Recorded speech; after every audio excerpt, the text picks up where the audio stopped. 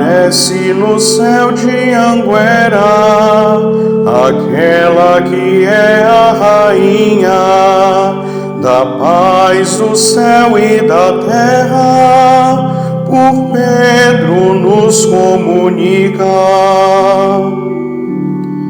Sobre nós faz cair uma chuva de graças e bênçãos do Pai. És a mãe dolorosa da Igreja e mensagens de apelo nos traz.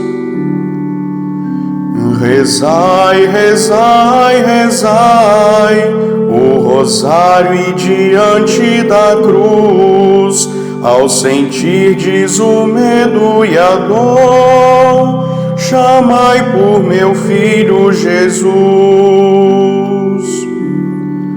Sede sempre fiéis à Igreja, confessai e também comungai, para serem felizes na terra e mais tarde comigo no céu. Cada um eu conheço por nome, embora não me vejais, estarei ao teu lado na morte, ficai, portanto, em paz.